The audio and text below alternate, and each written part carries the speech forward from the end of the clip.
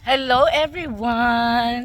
Alam niyo, nandito ako ngayon sa Balaton. Isa to sa sikat na lugar dito sa Hungary kasi dahil yan sa Lake Nila. Ito yung Lake Nila.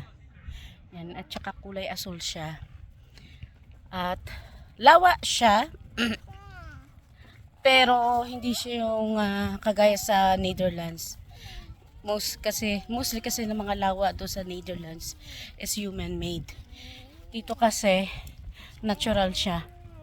Fresh yung water from the lake talaga siya. Kagaya sa atin sa Pilipinas. So mag-i-stay kami dito ng 3 nights and 4 days para ma-explore ang Balaton. Alam nyo ba, di ba may bahay kami dito sa Hungary, pero malayo kami dito.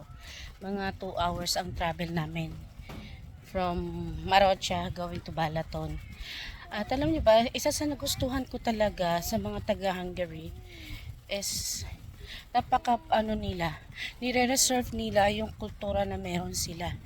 Hindi po sila tumatanggap ng mga immigrant. Kagaya like for example, tayo mga OFW, syempre kinaganap natin yung mga opportunity ng mga bansa na pwede tayo magtrabaho at the same time pwede tayo mag for good at madala natin ang ating pamilya. Dito kasi hindi. Once na natapos yung kontrata mo dito, kailangan mo bumalik sa bansa kung saan ka talaga originally, no? At dito kasi, pwede mo madala yung pamilya mo, pero kabos kasi na natapos mo yung kontrata mo, kasama mo silang aalis at hindi ka pwede dito mag for good. Unless makapangasawa ka ng Hungarian, so pwede ka mag for good dito. Tapos yung mga kung EU passport holder ka, pwede ka rin tumira dito at bumili ng mga property.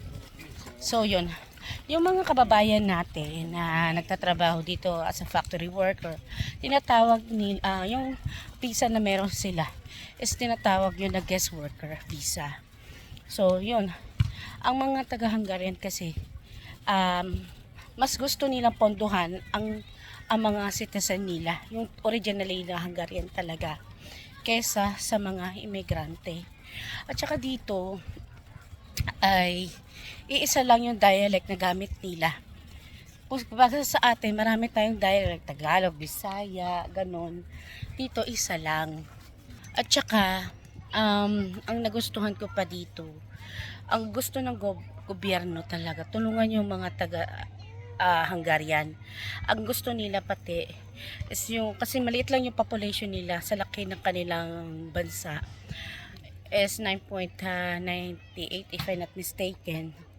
Ganun lang kalaki yung kanilang populasyon. So ang gusto ng government is mag-anak, hinahikayat nila mag-anak ang mga Hungarian.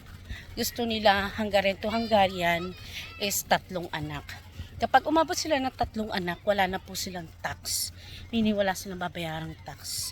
'Di ba? Haya-haya ang ganda nun, 'di ba? So ganoon kabait ang gobyerno nila dito. And then dahil mahal na mahal sila ng gobyerno, binibigyan sila, nagpapautang sila sa mga Hungarian para magkaroon sila ng bahay, tapos ano pa ba? Basta marami din mga benefits silang natatanggap from the government. Kaya mapapansin, kasi naano ko yun, na-shock ako kasi yung mga Hungarian, ang lalaki ng kalupaan nila dito. Yung kahit simple lang, kahit yung pinakamahirap sa kanila, hektar-hektare ang lupa. Di mo masasabi talagang ang hirap nila. Yun, di ba? Hektar-hektare yung mga kalupaan nila dito talaga, as in.